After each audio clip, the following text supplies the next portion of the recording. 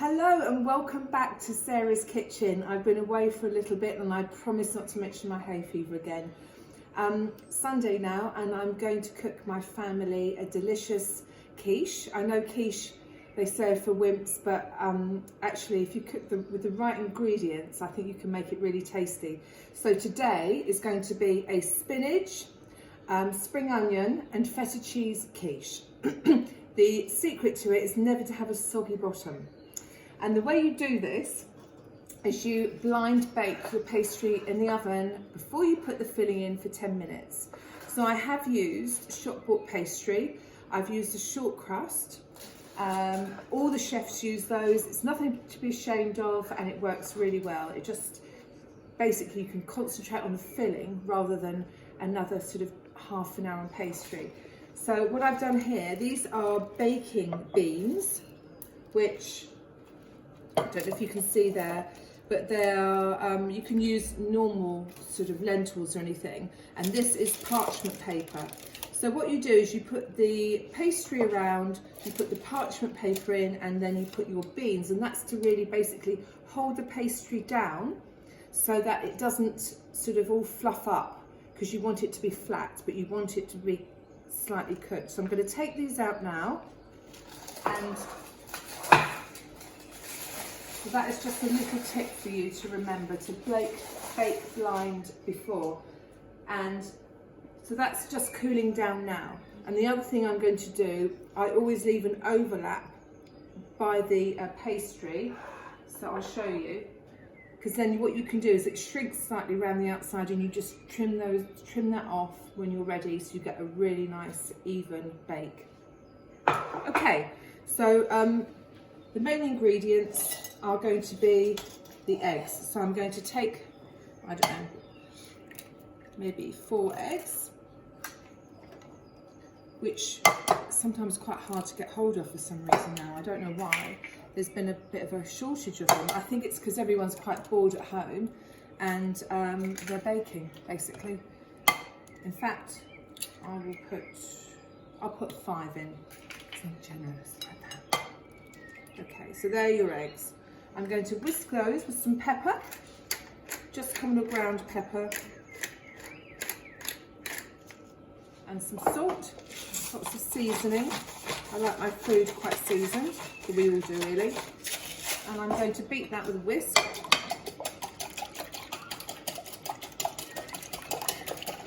And into that, I'm going to cut some spring onions. So if I was doing, say, a quiche Lorraine, which is a bacon and egg quiche, I would fry the onions first. But I actually want these to be quite fresh, because they're much more of a delicate flavour, the spring onions. So I want that kind of freshness. So I'm not going to pre-fry them first. And I use all of the green and the white, because I think it gives a great colour. I don't really like wasting anything. And you know, get the whole onion and you get the whole look of the spring onions. So you just pop that into there. Okay, I've got my spinach, another little shortcut, and it's brilliant for what's going on at the moment. I've been buying some frozen vegetables, just in case I can't get anything particular. And one vegetable in particular, which is great, because otherwise you have to buy bags and bags of it, is spinach. Now this has already been kind of shrunk down, as you can see. So into cubes, you take out how many cubes you need and then you put that in there. And in fact, what I'm going to do, I'm going to slightly squeeze that because there's a lot of water in there. My hands are completely clean, by the way. You can put this through a sieve, okay, it doesn't matter. My hands are really, really clean. But look at this water. And you would have had about, for that, you would have had half a bag of spinach. It's much, much more convenient buying frozen spinach. And great if you want to put this in a curry as well, really nice. Lamb salad or something like that. So I'm just squeezing that out. I'm also going to crumble in the feta cheese. Seems to be quite a lot. I think I've got too much spinach out. Oh my goodness me. Okay. Right, then I'm going to crumble in the feta cheese. Again, feta cheese is fabulous because it lasts ages if you don't open it. It's one of those staples you can put in salads. Just lasts a long time. I will need a little bit more, I think. And I'm just going to wash my hands.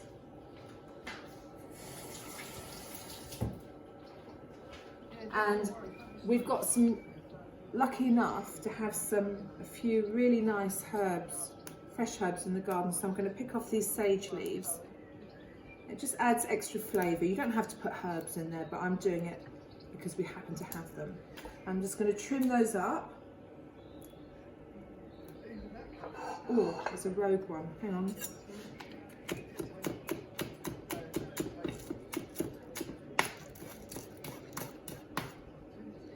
There we go. Perfect. And I'm going to quickly chop these sage leaves. You don't want a great big mouthful of sage.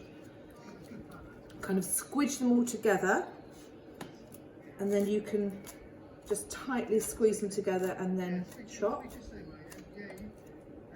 It's just adding flavour to very, very communal garden ingredients, but you can make it really delicious. Okay, so that'll be that. Now I'm going to, and also I'm going to add some double cream, which it's Sunday. Okay, so I would normally add some just milk, semi-skim milk, but I just happen to have this. They'd opened it last night, so so I'm going to mix all that together. There's quite a lot of mixture in there actually, but can you see? Give that a good mix. I'm kind of mushing down the feta a little bit in case I didn't crumble it in enough. And this is really healthy for you as well. You know, it's great to buy quiches from the shop and they're quick and easy, but when you know you've got lots of vegetables, I never find that they're really enough in there. They're always a bit stingy with their filling. And as anyone that knows me, I like to be generous. I'm going to add a bit more pepper. Remember that the feta cheese is actually quite salty, so you don't need masses of salt. So if you can see there, that's really been mixed well, a lot of filling there. Now, what I was saying about the pastry overhanging, it's a bit hot. So I'm just going to cut that round. It's because it shrinks, as I said earlier, and in an ideal world, you want all the area covered along the edge. Okay. Okay, and once you've got the filling in there, you won't notice that it's. I'm just going to put it down here. So that's been blind baked for 10 minutes. Okay, so I'm going to put the filling in.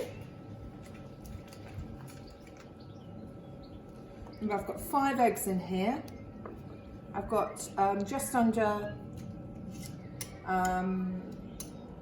a bunch of spring onions, or you can use normal onions, and I've used spinach. It's all got stuck in my whisk.